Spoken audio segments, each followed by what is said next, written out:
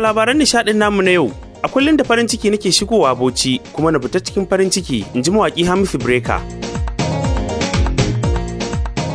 A tattaunawa mu da mawaƙi Hamisu Breaker a garin Bauchi yayin kaddamar da album ɗin kanwata na Jaruma Zai Bauchi. Mawaƙin ya amsa tambayoyi da dama da suka hada da dalilan fara waƙa, waƙar da ya fara, sirrin ɗaukaka, abin da ya fi bashi mamaki, da wanda ke sa shi kuma ya hana shi, inda a ƙarshe ya bayyana garin Bauchi a matsayin garin da yake shiga cikin farin ciki kuma ya fita da farin ciki, kamar yadda za ku ji a tattaunawar. Sunana Hamisu Sa'id Yusuf, wanda aka fi sani da Hamisu Breaker Dorai. Na menene silar fara waƙa? To silar fara waƙa gaskiya labari ne dogo, amma a dan takaice shine na fara waka tun daga makarantar islamiyya, na fara waka yabo, daga bisani kuma na koma ina waƙoƙin soyayya domin isar da wasu 'yan sakonni, kuma alhamdulillah 'yan sakonnin nawa suna zuwa inda ya kamata su je. Akalla za a kai kamar shekaru nawa kenan da fara waka? Gaskiya kai tsaye ba zan ce maka shekara ta kaza da farawa ba, abin da na rike shine lokacin da na fara waka da akwai yarinta sosai. Na wace waka ka fara yi a duniya da ka fara harkokin waƙoƙinka? Waƙar da na fara a duniya waƙar yabo ce. Ko za ka iya tuna ko da amshi ɗin waƙan? Ba zan manta ba. Mustapha Rasulillahi rainan Halima, shugaban ma'aikan Allah, kai nake kaiwa kukana. Menene sirrin ɗaukakar ka? Sirrin ɗaukaka ta biyayya wa iyaye, sannan biyayya da na gaba da ni gabaki ɗaya. Me fi baka mamaki a wannan duniya gaba ɗaya? Abin da ya fi bani mamaki a wannan duniya shine matakin da nake kai, ban taɓa mafarkinsa ba, kuma ni ban yi tsammanin zan kai shi ba. To me ke burge ka kuma? Yanda nake ganin masoyana suna haba da ni duk lokacin da suka ganni suna shauƙantuwa. Me ka fi kwaɗayi a wannan duniya? In ƙare lafiya. Wani mutum ɗaya ne zaka nuna wanda komin girman abu zai iya saka kuma ya hana ka? Wane ne wannan mutum?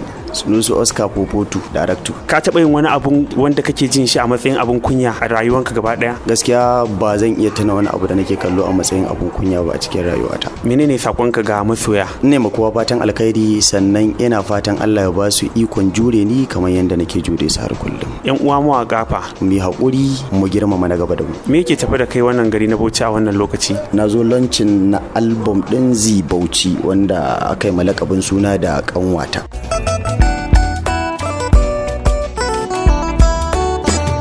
To bari ki ji farkon zance da karshen sa duka akan soyayya. Na san wuyar so, na san dadin sa, ko ta ya zai juya.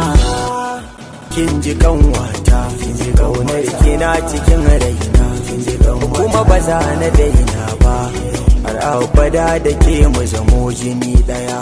Na tuna da ke a koda yaushe sai in ji sanyi, kafin ki ce in aikata ko mene na yi.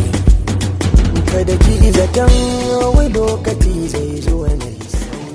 Shi wannan album din cikin jaruman da aka yi waƙoƙin da su kana daga ciki? Ina daga cikin jaruman da aka yi wannan kundi da su, domin title din ma zan iya cewa sunan kundin title din waka ta ne wanda muka gabatar tare da ita Zainab Bauchi. Na'am, kun yi waƙoƙi da ita sun kai guda nawa?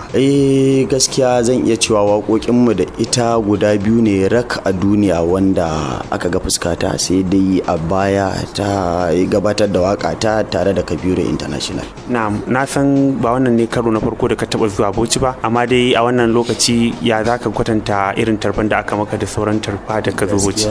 Gaskiya zan iya cewa duk lokacin da na shigo garin Bauchi da farin ciki nake shigowa, kana idan zan fita da farin ciki nake fita. Wannan karan ma kuma ina sa ran haka insha Allah. Muna fata Allah ya dawomar da dankon soyayya a tsakaninka da al'ummar garin Bauchi.